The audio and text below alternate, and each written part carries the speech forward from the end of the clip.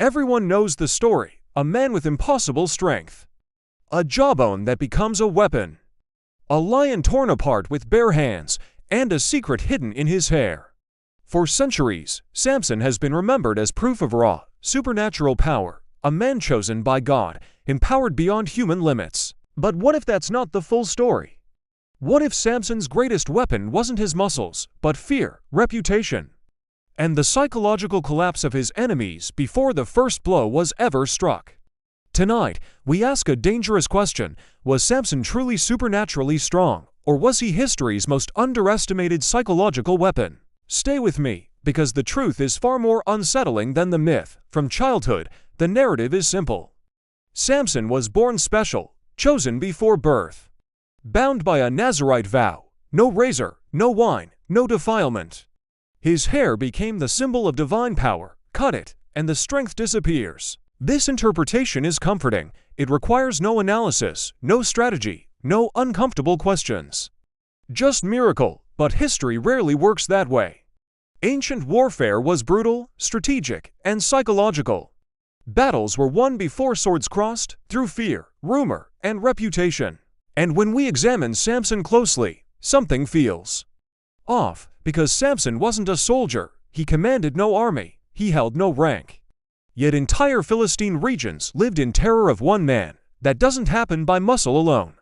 Ask yourself this: why did Samson always fight alone? No troops, no generals, no organized resistance. That alone tells us something critical. Samson's warfare was asymmetrical. He didn't defeat armies, he destabilized societies, burning crops, collapsing morale, striking unexpectedly, vanishing before retaliation. This is not the behavior of a berserker. This is guerrilla warfare. Psychological warfare thrives on unpredictability, and Samson mastered it. The Philistines never knew where he would strike next, or how, or why. Fear filled the gaps where certainty should have been. The Bible says Samson tore a lion apart with his bare hands. That story has been preached as proof of divine strength, but ancient audiences would have heard something else entirely. In the ancient Near East, lions symbolized kingship, dominance, and terror. To say a man killed a lion alone was not just to say he was strong, it was to say he was untouchable. Whether the event was literal or exaggerated, the message spread fast. A man who kills lions doesn't need an army, and rumor is often stronger than truth. From that moment, Samson's legend preceded him.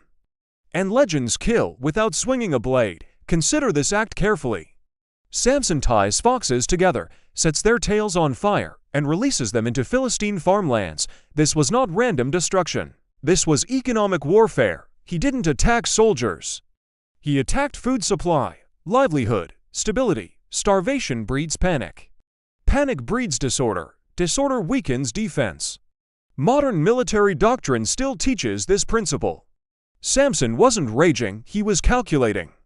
And every act whispered the same message: you are not safe, even your land obeys me. One of the most famous moments, Samson kills 1,000 men with the jawbone of a donkey. Ask yourself honestly, is the point the weapon, or the symbolism? A jawbone is crude, primitive, humiliating. To be killed by it was not honorable, it was degrading. This was psychological humiliation on a national scale. The Philistines weren't just defeated, they were mocked. And humiliation lingers longer than defeat.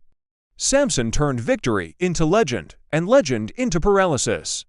Now we arrive at the hair, the detail everyone fixates on. But nowhere does the text say the hair itself held power.